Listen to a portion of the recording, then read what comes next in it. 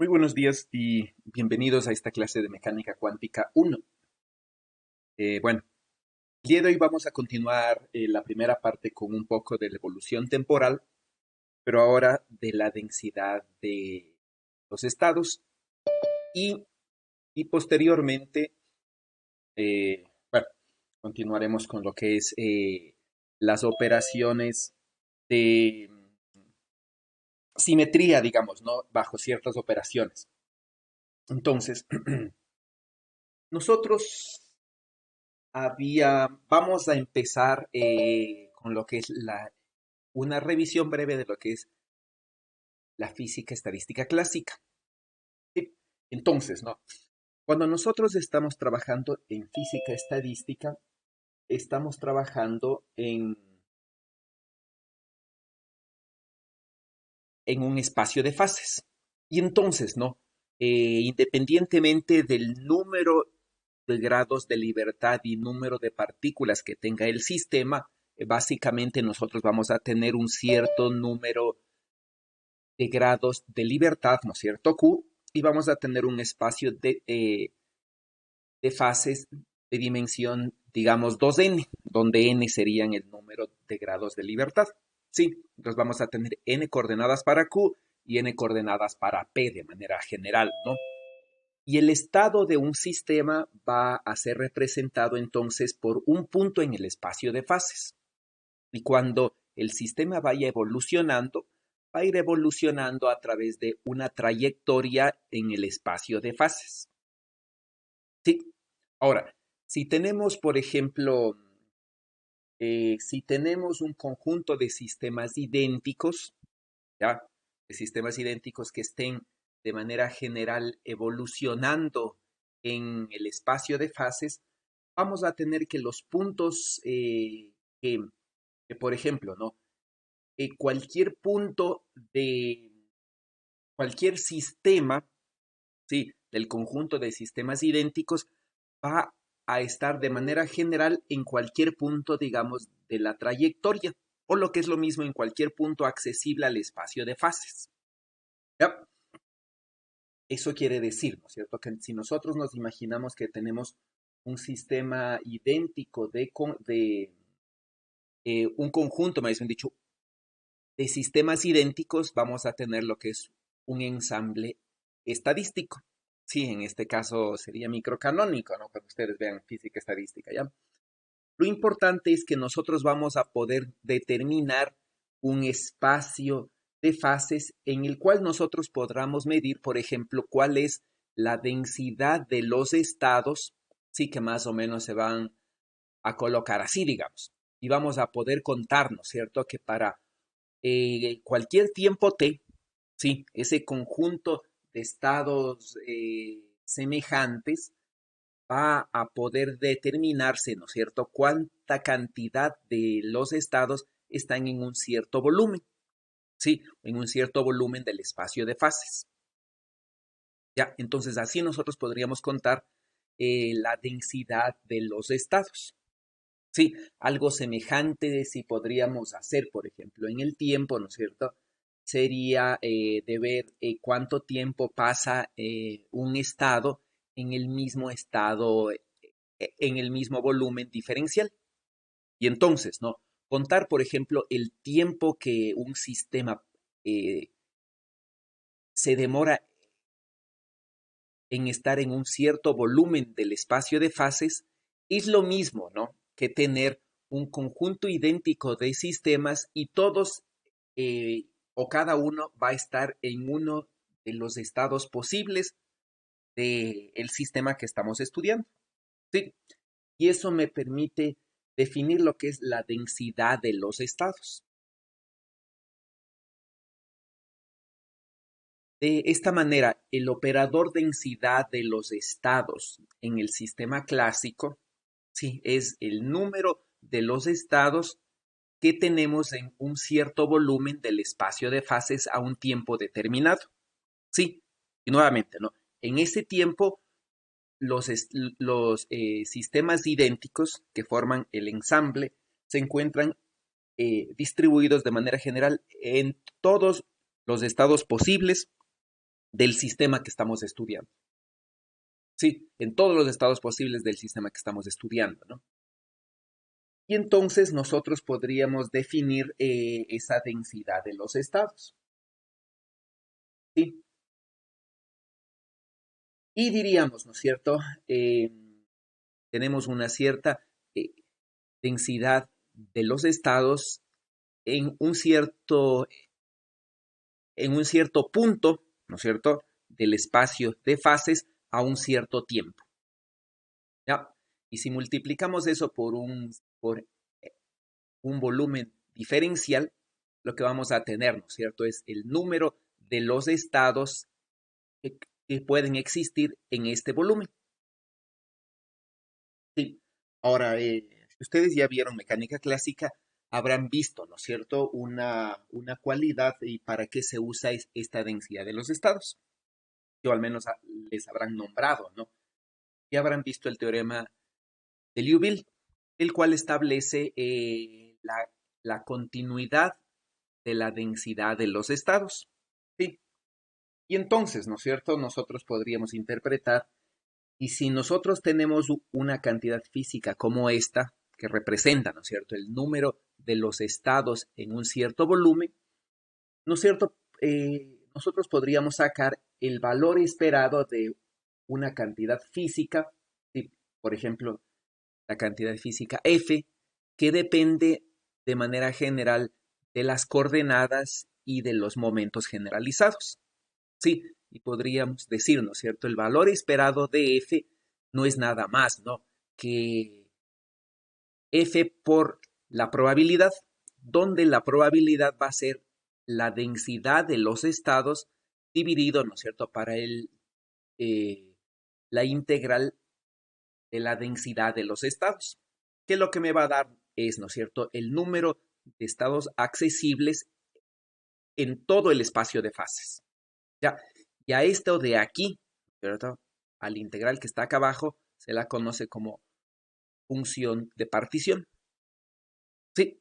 Y lo que vamos a tener nosotros es esto, ¿no? Y esto de aquí va a ser el promedio de la cantidad física F.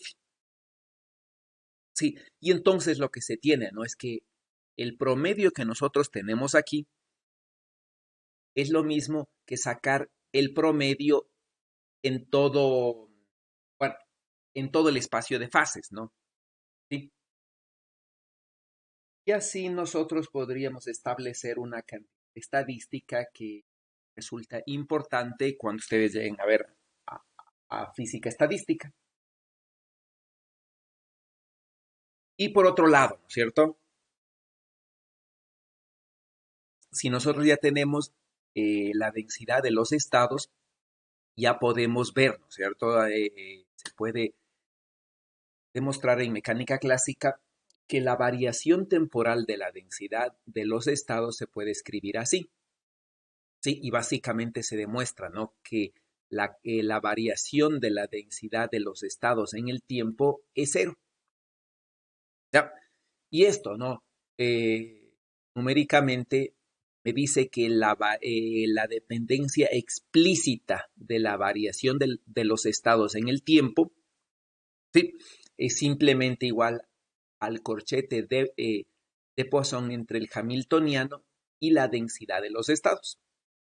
Y esta ecuación que tenemos aquí, ¿no es cierto?, lo único que me dice es que si tengo un volumen diferencial en el espacio de fases y cuento, ¿no es cierto?, el número de los estados en este volumen y veo cómo transcurre, cómo evolucionan en el tiempo los estados que se encuentran aquí, voy a ver, ¿no es cierto?, que en un cierto tiempo t, voy a ver que el número de los estados que se encuentran aquí es el mismo número de los estados que se encuentran acá, independientemente del cambio de forma del volumen que tenemos aquí.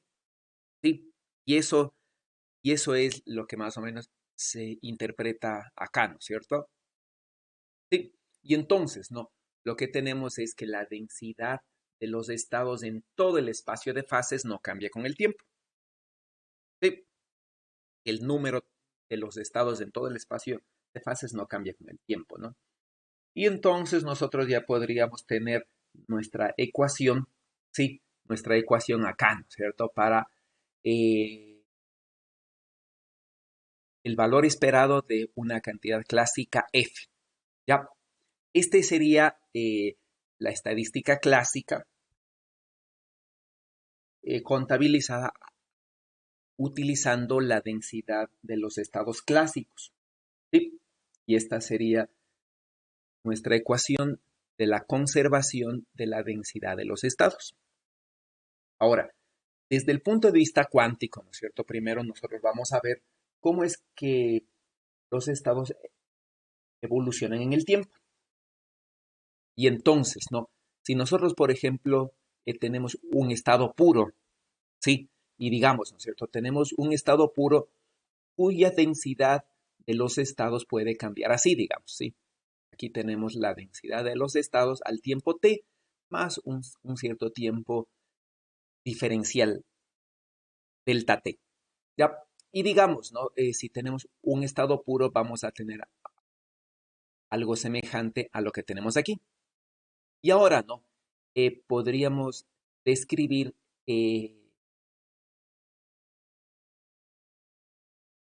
la evolución del estado del tiempo t al tiempo t más delta t mediante una serie, ¿no es cierto? Como está acá. Y por otro lado, podríamos ver, ¿no?, que la evolución temporal del estado en el tiempo se puede escribir en función del operador hamiltoniano. ¿Sí? Y si reemplazamos la cantidad que está aquí, ¿cierto?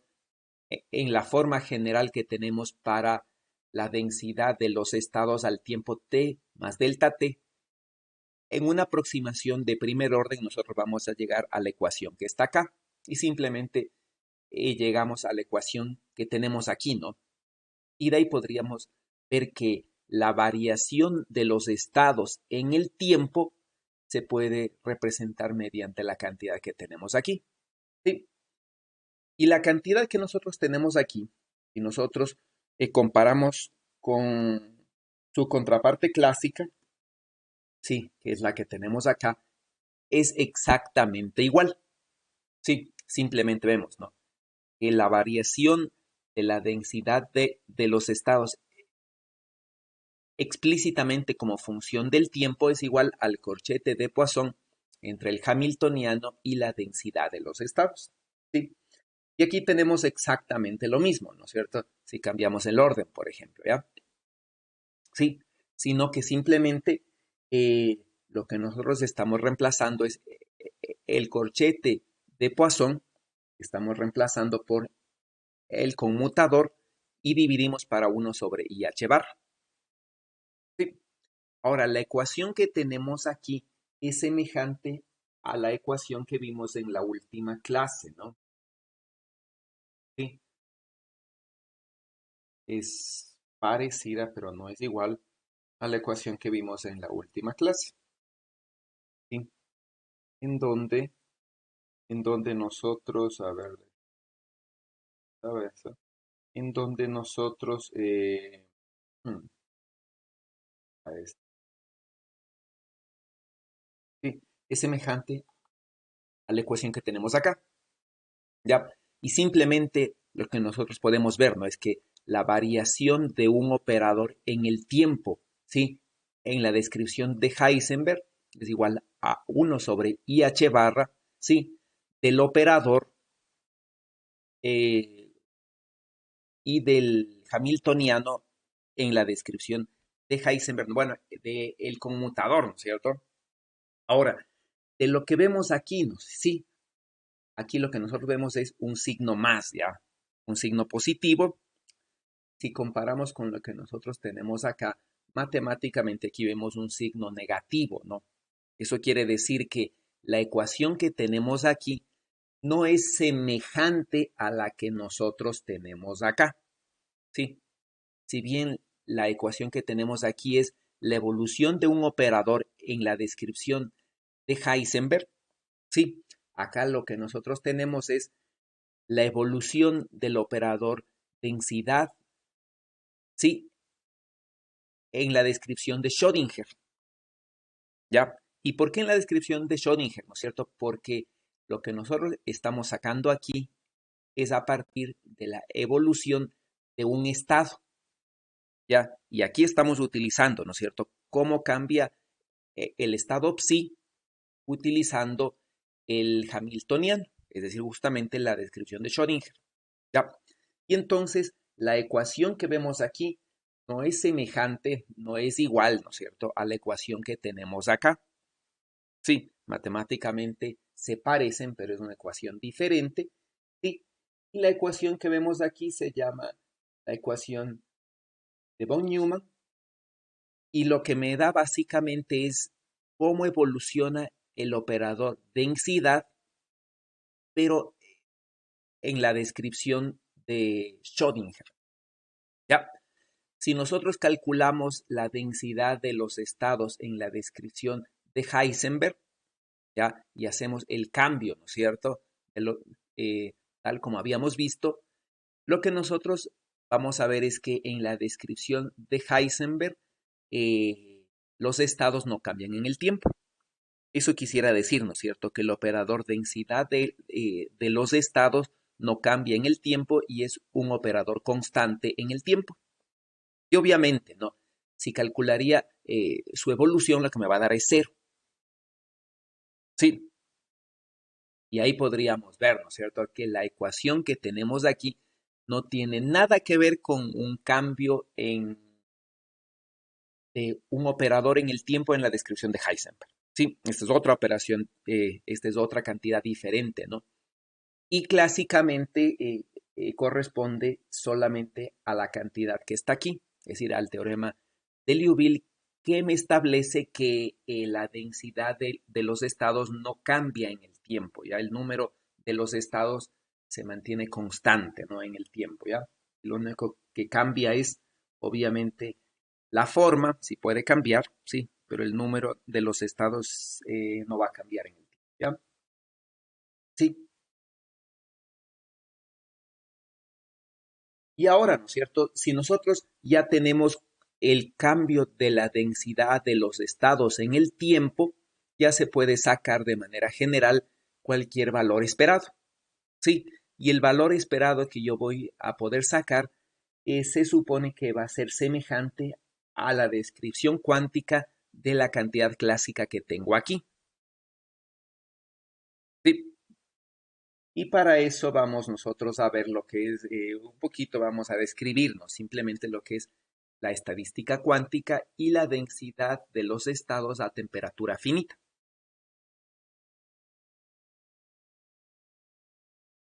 Así, por ejemplo, nosotros podríamos ver, ¿no es cierto? Si queremos sacar eh, el valor esperado de un operador a un tiempo t, obviamente lo que nosotros deberíamos hacer, ¿no es cierto?, es simplemente sacar, por ejemplo, el valor esperado de, bueno, de sacar la evolución del estado al tiempo t, ¿sí? Y de ahí sacar el valor esperado. O sea, eso es lo que sería, ¿no es cierto? Y ahí podríamos tener el valor esperado al tiempo t.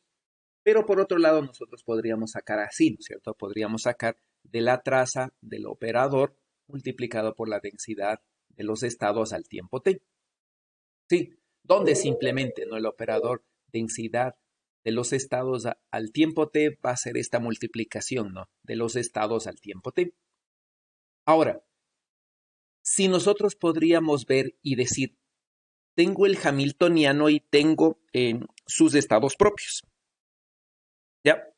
Y podría yo tener, ¿no es cierto?, cualquier estado psi como la combinación lineal de los estados propios. Y a partir de la cantidad que tengo aquí, puedo describir lo que está acá así, por ejemplo. Sí, y ahí yo podría ver, ¿no?, que la evolución temporal de los estados propios simplemente depende de esta cantidad que está acá. Sí, simplemente depende de esto que está aquí, ¿cierto? Es decir, simplemente va a depender, digamos, de esto, ¿no? De E a la menos y por la energía por el tiempo sobre h bar. Ya, de eso va a depender la evolución temporal, ¿no? Sí. Y por otro lado, ¿no? Si considero la estadística de Maxwell, la probabilidad de que un estado se encuentre, ¿sí? La probabilidad de que un estado se encuentre con energía E sub I no es nada más que esto, ¿no es cierto? No es nada más que esta cantidad que está aquí. Es decir, es eh, donde la cantidad beta no es nada más que 1 sobre la constante de Boltzmann por la temperatura. Y entonces esto de aquí lo que me dice es la probabilidad de que yo tenga un estado con energía E sub I. Y entonces se puede construir, ¿no? Es decir, la densidad de los estados como función de la temperatura, simplemente yo puedo reemplazar esta cantidad acá, ¿sí? Y decir entonces que la densidad de los estados es esto que está aquí, ¿sí? Y esto que está aquí de manera general se puede demostrar que es esto, ¿no? Es esto que está aquí, ¿ya? Sí, simplemente es esto, ¿no? Porque aquí yo voy a tener simplemente el operador identidad, ¿sí? De una cierta cantidad que es este, ¿no? Y esto va a representar el Hamiltoniano, ¿sí? Y entonces esta cantidad que nosotros vamos a tener aquí, si considero solamente los elementos que están en la diagonal, porque a mí lo que me interesa calcular es eh, la traza, ¿sí? Voy a tener esto, ¿no? Y esto que está aquí, ¿sí?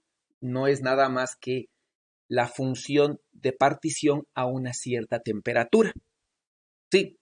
Y no va a ser nada más que lo que nosotros tenemos acá si reemplazamos y decimos algo semejante, ¿no? La densidad de los estados como función de la energía según la estadística de Maxwell, la probabilidad, ¿no es cierto?, de que se encuentre en un cierto estado con energía E no es nada más, ¿no es cierto?, que lo que nosotros tenemos acá.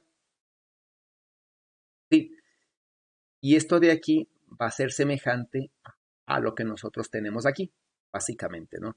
A la densidad de los estados dividido para la función de partición, ¿sí? Y entonces vamos a tener una cantidad, digamos, vamos a poder definir la función de partición como función de la temperatura utilizando, ¿no es cierto?, el operador que está aquí. Ahora, el operador que está acá, ¿no es cierto?, no es nada más que el operador densidad de los estados a esa temperatura. Sí, y así nosotros podríamos sacar dos cantidades de estadísticas importantes, que es el valor esperado de la energía, ¿ya? El valor esperado, ¿no es cierto?, del Hamiltoniano, donde el valor esperado del Hamiltoniano no es nada más, ¿no es cierto?, que la traza del Hamiltoniano, ¿sí? Es decir, aquí, ¿no es cierto?, no es nada más que la traza del Hamiltoniano por el operador densidad de los estados. ¿Ya? Pero el operador hamiltoniano, ¿no?, por la densidad de los estados no es nada más que la derivada de lo que nosotros tenemos acá. Sí, dividido para beta.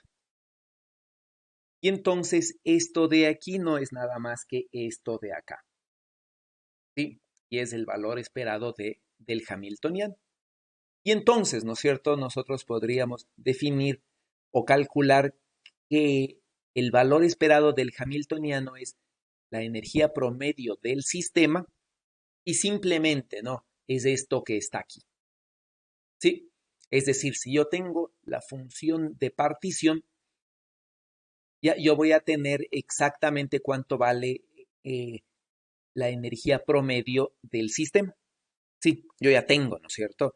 Y si recordamos que el valor esperado del hamiltoniano no es nada más que la energía clásica, sí, entonces yo ya tengo la energía clásica del sistema, sí. Y entonces la información estadística del sistema se encuentra aquí, en la función de partición, sí. Y por otro lado, nosotros tenemos una cantidad importante que es la entropía. Y entonces si recuerdan, ¿no es cierto? Un sistema evoluciona en el tiempo. Si el sistema es cerrado, su entropía necesariamente tiene que incrementarse. ¿Sí? Y aquí se puede definir, si quieren, un análogo clásico, ¿sí? Que se llama la entropía de von Neumann y es el análogo clásico de la energía de Gibbs. Esto es simplemente, bueno, esto ya no es tema de cuántica, no es más un tema de física estadística cuántica. Sí, pero sin embargo esto de aquí sería el análogo clásico de la energía de Gibbs, ¿sí? Y se define así, ¿no es cierto? Y se puede generalizar un poquito esta cantidad acá, ¿sí? Y decir simplemente, ¿no? Que la entropía de von Neumann es la traza de el producto que tenemos aquí, ¿no es cierto?, entre la densidad de los estados y el logaritmo de la densidad de los estados. Sí, y esto va a ser importante, por ejemplo, en la teoría cuántica de la mecánica clásica y en cualquier cosa que tenga que ver con la teoría de la información en computación cuántica. Sí, es un concepto importante, ¿no? Este de aquí se define otro tipo de entropía también, la entropía de Shannon, que se llama así, y bueno, y ahí se manejan algunos conceptos que son análogos a manejar eh, la energía en sus diferentes formas, ¿no es cierto? La energía interna, la energía libre de Gibbs, ¿sí? Y algunas otras formas que eh, se utilizan en termodinámica, que ustedes ya habrán revisado en física molecular, supongo, ¿no es cierto? La entalpía y cosas así, ¿no? Diferentes conceptos estadísticos que se manejan, ¿ya? Entonces, asimismo, este es uno de ellos, ¿no? Entropía de von Neumann, ¿ya? Y simplemente tiene que ver con sus contrapartes clásicas, ¿sí? Entonces, esta más o menos sería la presentación de la densidad de los estados a temperatura finita, representando, ¿no es cierto?, o utilizando la distribución clásica de Maxwell para calcular la probabilidad de que un estado se encuentre a una determinada energía, a una determinada temperatura. Sí, mediante esta relación, ¿ya? ¿Ok? Y así nosotros podríamos definir la función de partición en función de esta cantidad, ¿no es cierto? O en función de esta, ya que son análogos. ¿Ok?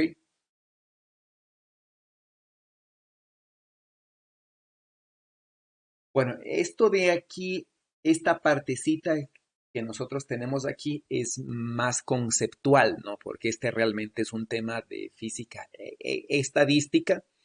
Traté de encontrar algunos ejercicios que se acoplen más o menos a lo que queremos ver sin que se introduzcan demasiados conceptos de física estadística, pero no hay muchos, no hay muchos que sean interesantes. ¿Ya? Entonces esto más o menos queda de manera teórica y digamos esto sí podríamos utilizarlo, ¿no? ¿Sí? Para calcular la evolución, sí, del operador densidad de los estados. Entonces, a pesar que la deducción, digamos, ¿no? La hemos hecho para un estado puro, la ecuación que tenemos aquí es general, ¿sí? Para cualquier estado, ¿no? Ya sea puro o mixto, ¿sí? ¿Está claro? Y entonces de aquí sí podríamos sacar algunos ejercicios de muestra, ¿ok? Preguntas.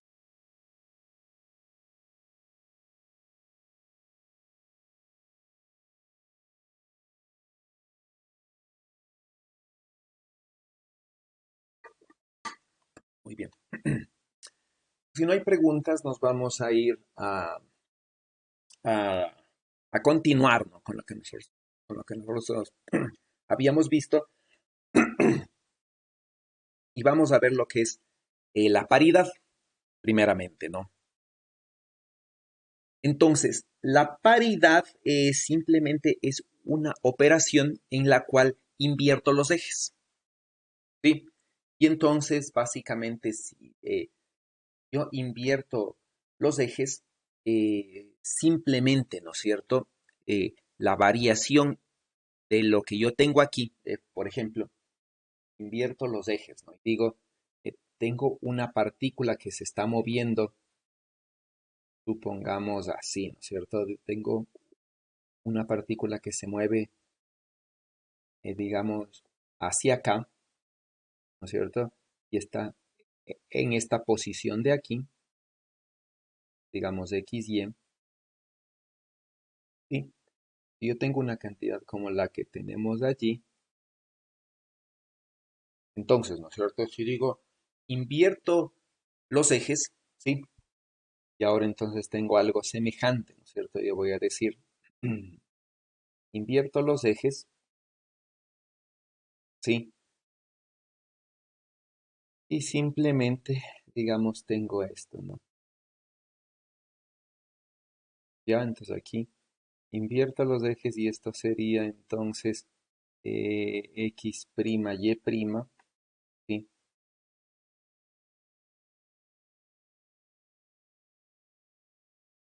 Ya, pues invierto los ejes y entonces lo que yo voy a ver es que la posición de la partícula se invierte, ya, eh, la posición se invierte y la velocidad también se invierte.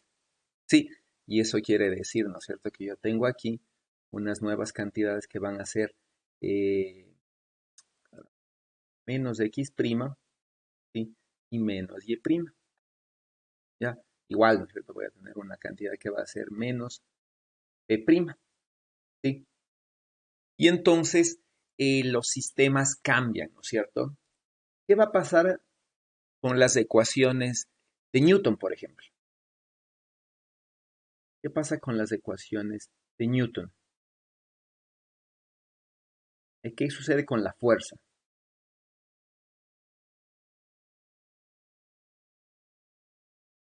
¿Qué sucede con la fuerza? Una operación de paridad.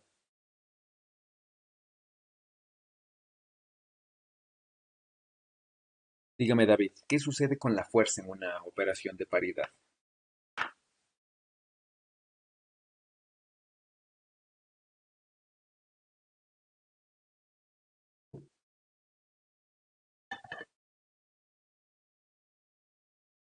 David no se encuentra acá.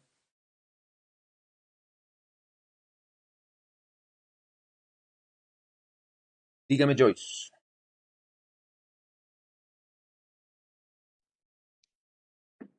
Em, Creo que quedaría la misma, ¿Por qué? el mismo operador, porque la paridad cambia, bueno, pues cambiaría de signo, pero el operador de X está, pues es una derivada. ¿No cambiaría el signo? ¿No cambiaría o sí cambiaría? Sí, sí cambiaría. Ya entonces, ¿cierto? La fuerza cambiaría a menos F. ¿Y qué pasaría de manera general con eh, la energía? Comencemos con energía cinética, por ejemplo. ¿Qué pasaría con la energía cinética? ¿Y qué pasaría, por ejemplo, con la energía potencial?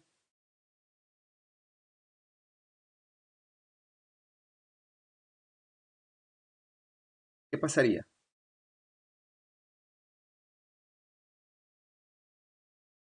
La energía cinética no cambiaría de signo, como si sucede con la fuerza.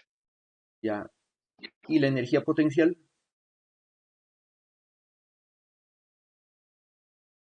Tampoco debería porque solo depende del módulo.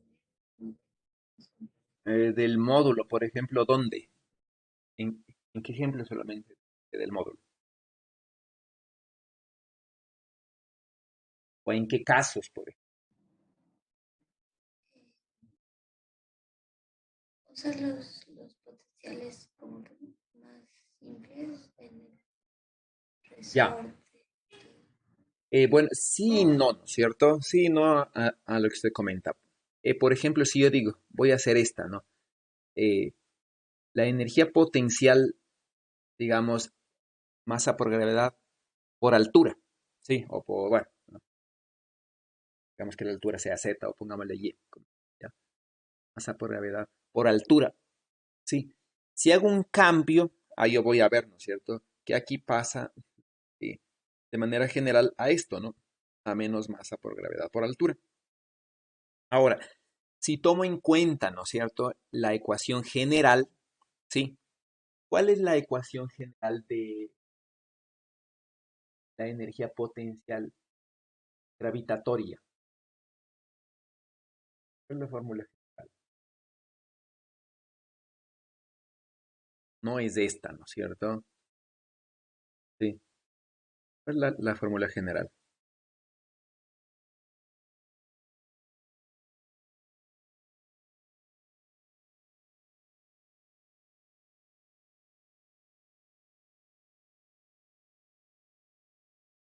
¿Cuál es?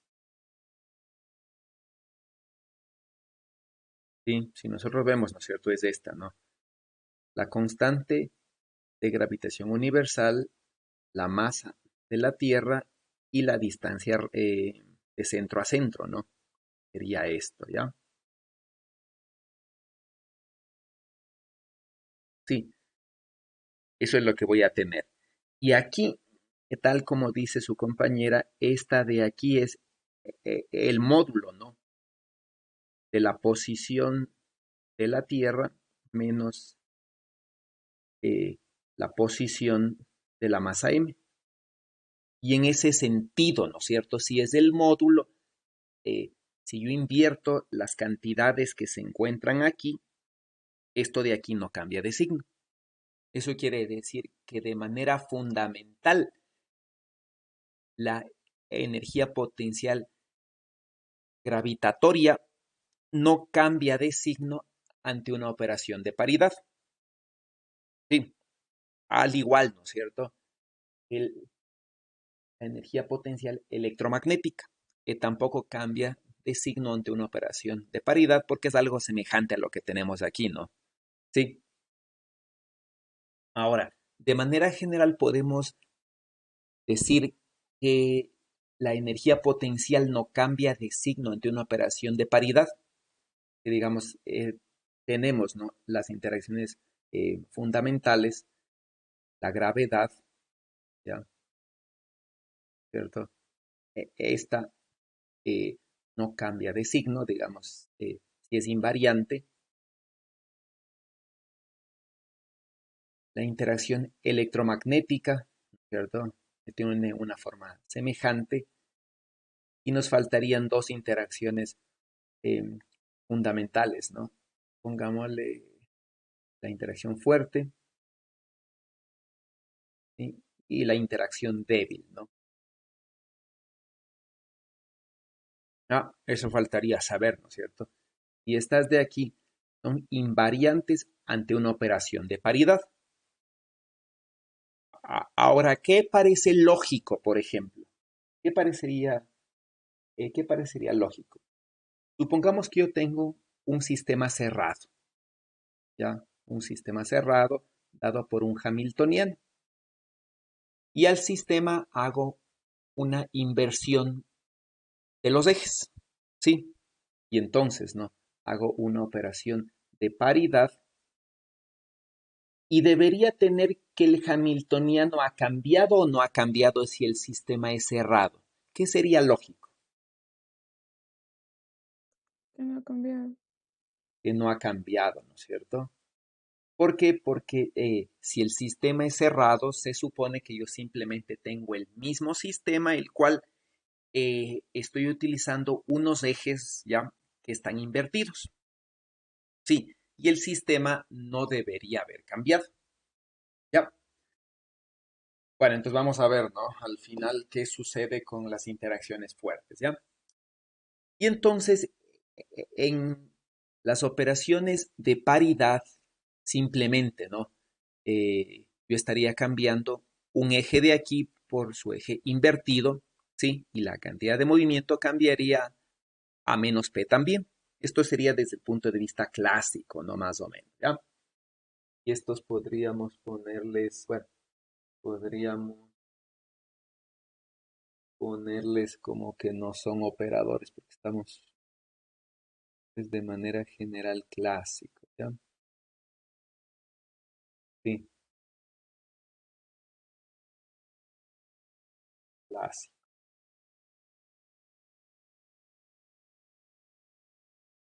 ¿Ok? Ahora, en mecánica cuántica nosotros hacemos algo semejante, ¿ya? Mecánica cuántica sí, nosotros decimos que tenemos un operador paridad, ¿sí? Que simplemente cambia el estado, ¿sí? Cambia a menos X, ¿no? Y P cambia a menos P, ¿sí? Y eso quiere decir, ¿no es cierto? Que si yo tengo un estado psi, este de aquí, yo no sé a qué cambia, ¿no? Yo no puedo decir que el operador de paridad, por ejemplo, cambia de psi, esto le hace menos psi, ¿sí? Esto de aquí no es cierto, ¿no es cierto? Esto de aquí es falso. Ya, lo único que me garantiza el operador de paridad es esto de aquí, ¿ya? Que cambia un estado X a menos X o P a menos P. Esto es lo único que yo puedo garantizar para un estado, ¿sí? Para un estado psi cualquiera, yo no sé cómo cambia, ¿sí? Pero, por ejemplo, si yo hago, ¿no es cierto? Si yo proyecto aquí la identidad en función, por ejemplo, del- de la representación de coordenadas, lo que voy a ver es, ¿no? El operador de paridad puede cambiar o a este que está aquí, sí, o a este que está acá, ¿ya? Y yo lo puedo escribir así o así, ¿sí? Y si lo escribo así,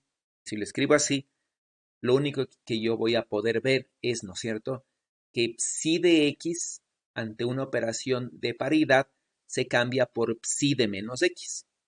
Y eso es lo que tengo acá, ¿no es cierto? Entonces, la función de onda en la representación de coordenadas, si yo tengo, si hago una operación de paridad como la que está abajo, lo único que hace, ¿no es cierto?, es cambia de psi de x a psi de menos x.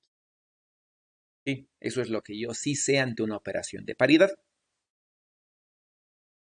Sí. Y entonces, en mecánica cuántica, digamos, ¿no? Cuando realizaría una operación de paridad, lo que cambio es a las coordenadas, ¿no? Y la función de onda eh, simplemente cambiaría, ¿ya? Cambiaría a psi de menos x, digamos. Eso es lo que haría, ¿no? Una operación de paridad, ¿ya? Y por otro lado, yo voy a poder ver, ¿no es cierto?, que si el operador de paridad ya cambia, invierte el estado x, ¿no es cierto?, a menos x, el operador de paridad al cuadrado simplemente me deja en el mismo estado. Eso quiere decir, ¿no es cierto?, que el cuadrado del operador de paridad es el operador identidad. Y por lo tanto, ¿no?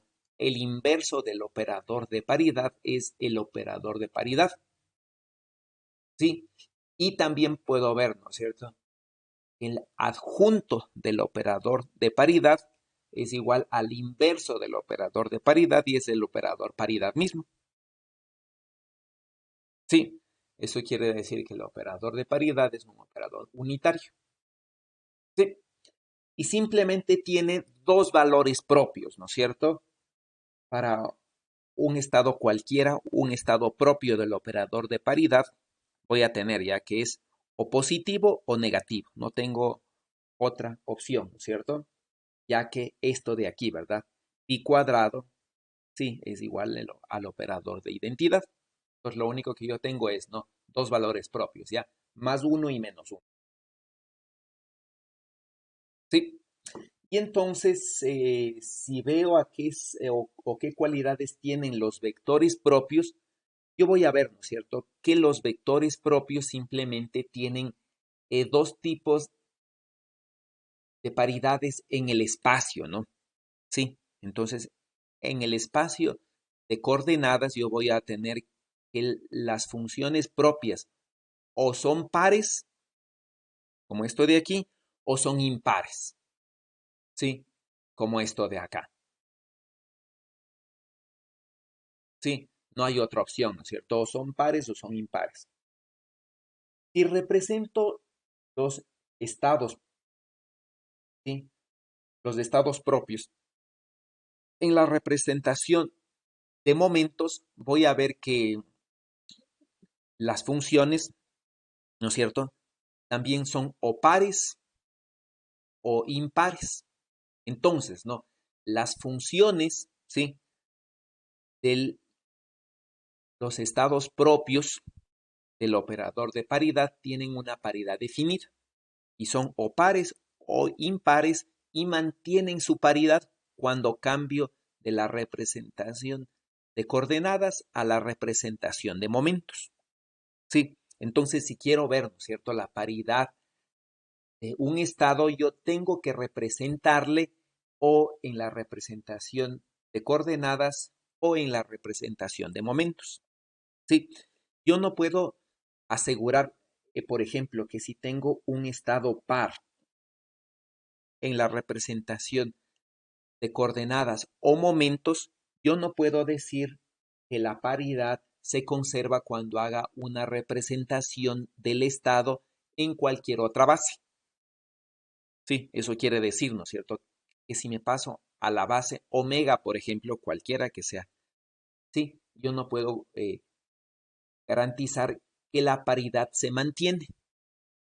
Sí, entonces, si esta de aquí era par, por ejemplo, en la representación de momentos, yo no puedo saber, ¿no es cierto?, si aquí, en esta nueva representación, es par o impar.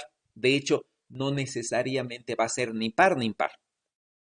Sí, porque lo único que me garantiza es que la paridad de un estado propio del operador de paridad, sí, mantiene su paridad en la representación de coordenadas o en la representación de momentos.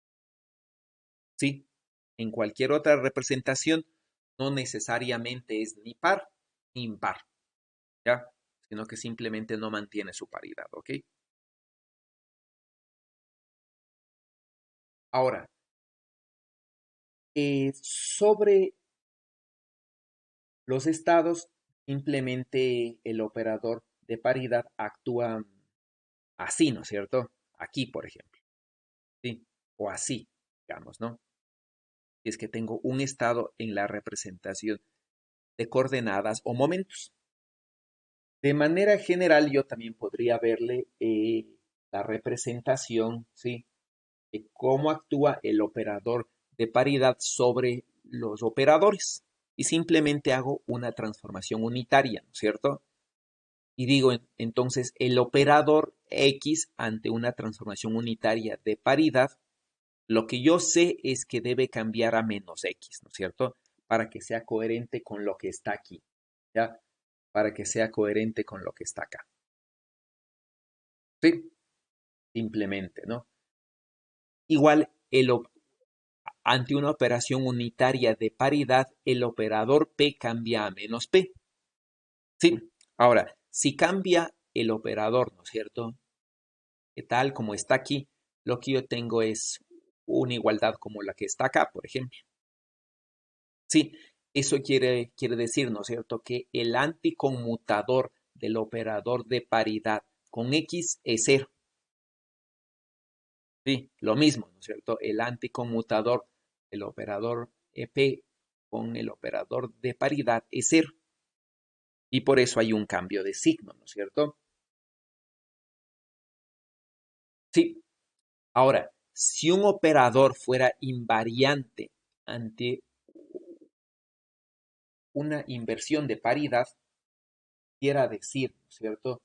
Nosotros tenemos una transformación unitaria de paridad como la que está aquí y el operador cambia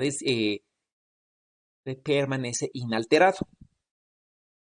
Y esto de aquí, ¿no es cierto? Quisiera decir simplemente que el conmutador entre el operador de paridad y el operador omega es cero. ¿Sí? El conmutador, ¿no es cierto? No el anticonmutador. ¿Sí? Entonces, si el conmutador es cero, básicamente lo que yo voy a tener es que el operador es invariante ante una transformación de paridad. ¿Ya? Ahora, si es que nosotros tenemos una cantidad como la que está aquí, vamos a poder afirmar, ¿no es cierto?, que podemos tener vectores propios comunes entre el operador de paridad y el operador omega. Eso quiere decir que el operador omega debe tener vectores propios que tengan una paridad definida en la representación de coordenadas o momentos. Sí, eso es lo que me va a asegurar, ¿no es cierto? Ya, mientras que por otro lado aquí hay un error. Mientras que por otro lado, ¿no es cierto? El operador de paridad simplemente valores más uno o menos uno, ¿no? Respecto a la paridad, ¿no? ¿Ok? Sí. Ahora, si nosotros tenemos una relación como la que está aquí, nosotros podríamos asegurar que si vemos el hamiltoniano, ¿no es cierto? Y el hamiltoniano conmuta con el operador de paridad, sí, quisiera decir, ¿no es cierto?, que los kits propios van a ser, van a tener, ¿no es cierto?, una paridad definida en la representación de coordenadas o momentos. Sí, ¿está claro?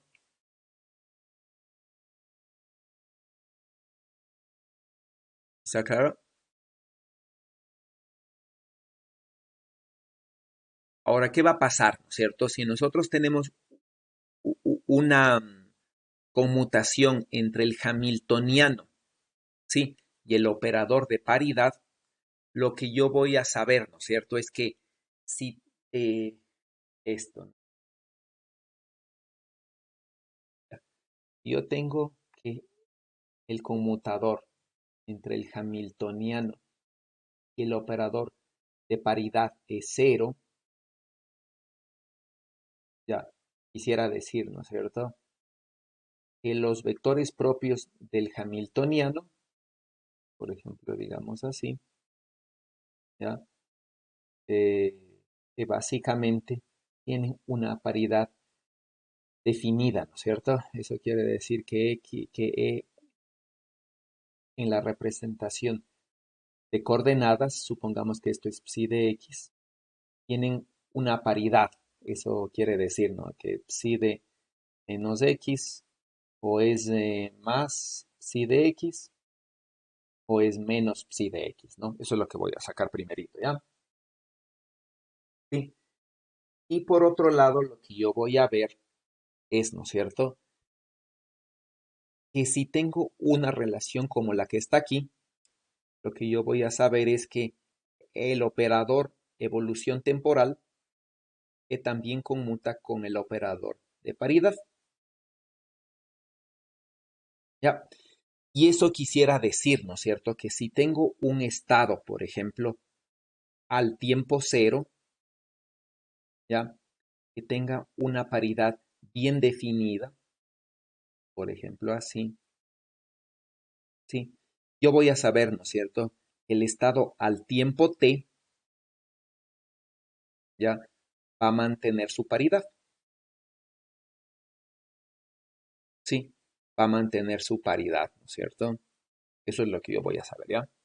Porque simplemente el operador de paridad conmuta con el hamiltoniano y por lo tanto conmuta con el operador evolución temporal.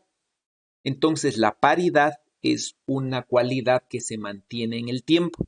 Sí, si es que tengo esto, si es que tengo esta condición, ¿ya? Entonces simplemente la paridad se mantiene, ¿no es cierto?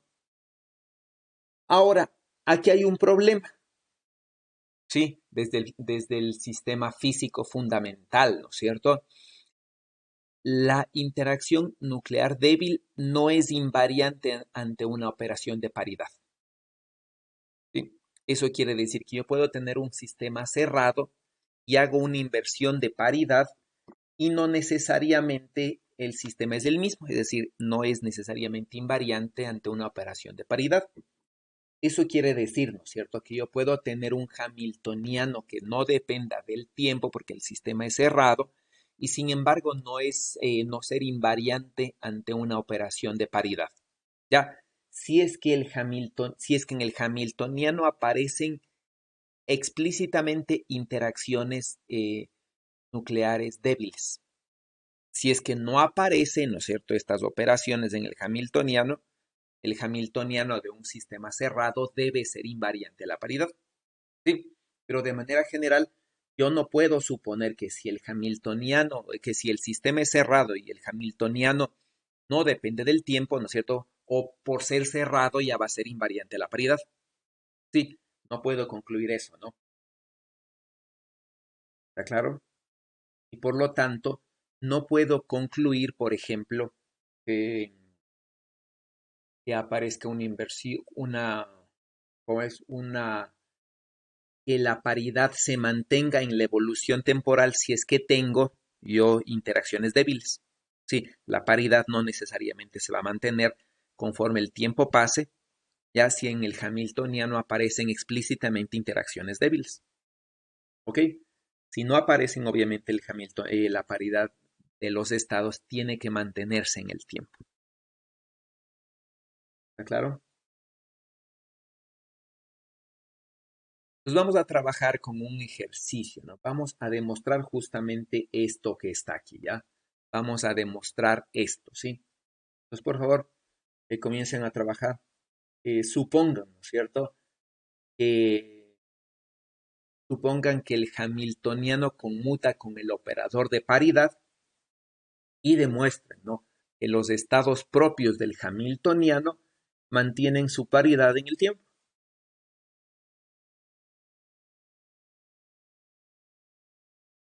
¿Sí? Trabajen, por favor.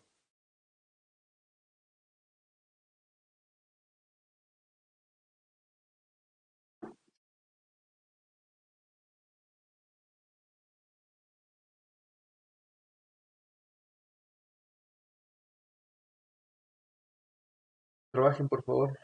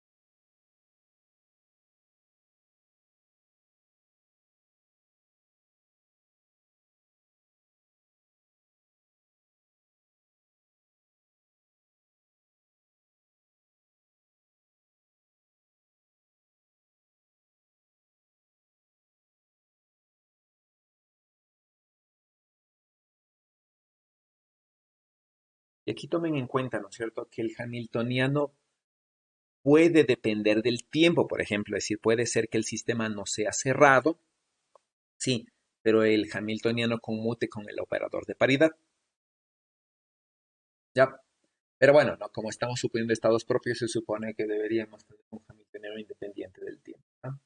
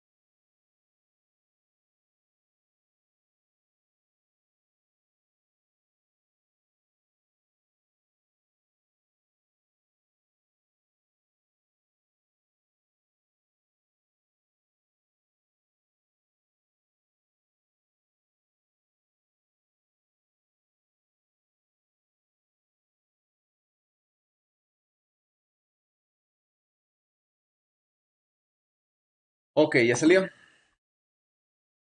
Em, Jimena, cuénteme, ¿cómo le fue?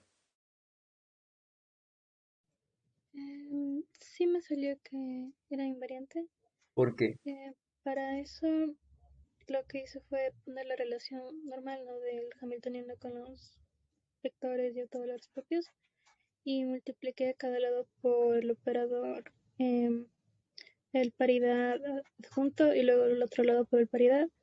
Luego conmuté con h porque se supone que deben conmutar y me queda una relación que cuando aplico el operador, el paridad adjunto y el paridad al vector i, o sea, los vectores propios, me salió otra vez el vector propio, entonces deberían ser invariantes, algo así. Ok. Bueno, ahí lo que usted está demostrando, ¿no es cierto? Es que el operador,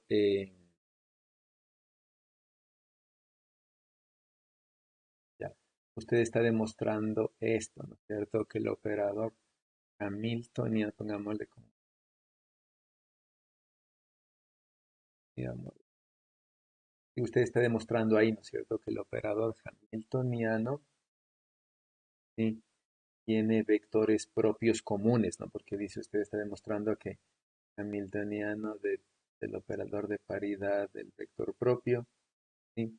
Sigue siendo vector propio, ¿no? Eso es lo que está demostrando.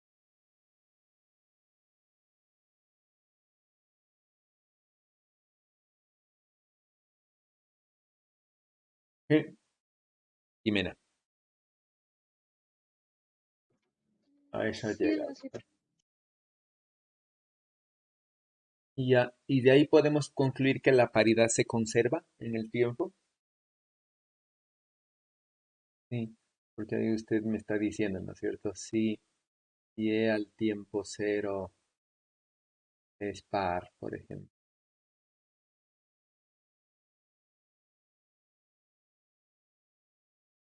¿Sí?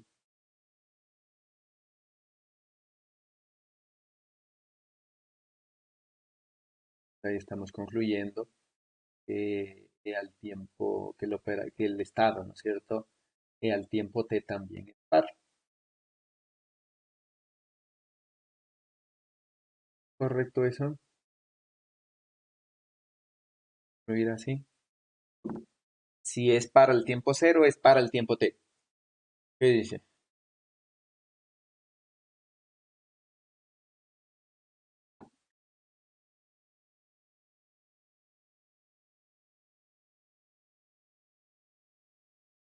Ahí solo falta una línea, ¿no es cierto?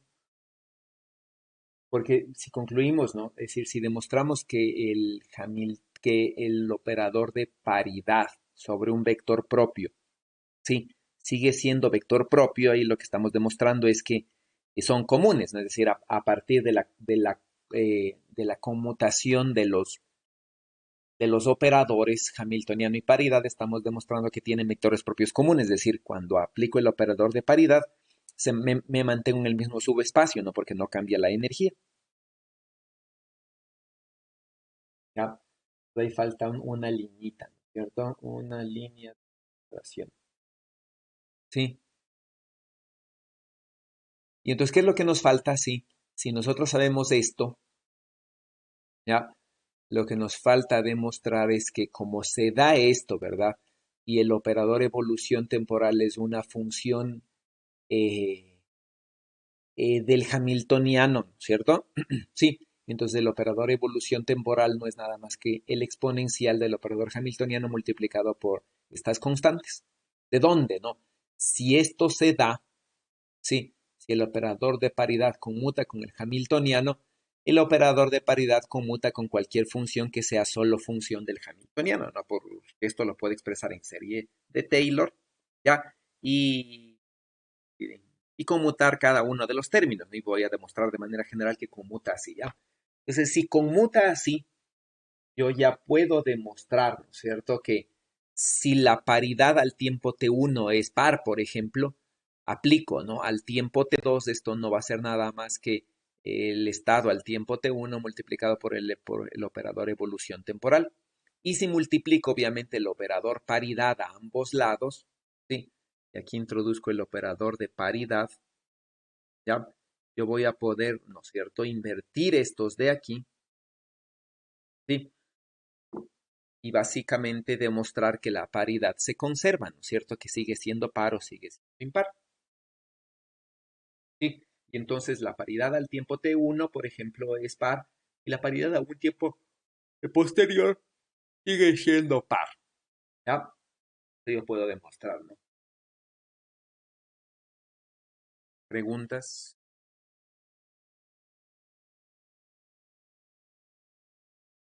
¿Preguntas hasta ahí?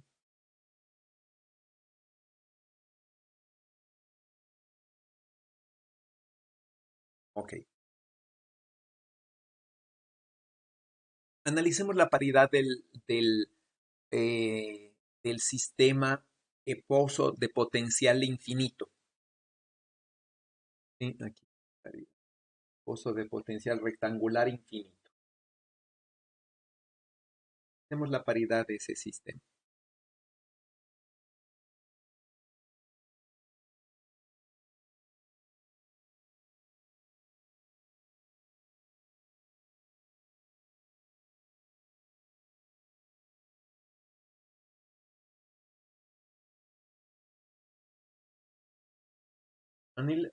Analicen la paridad, ¿es par o impar?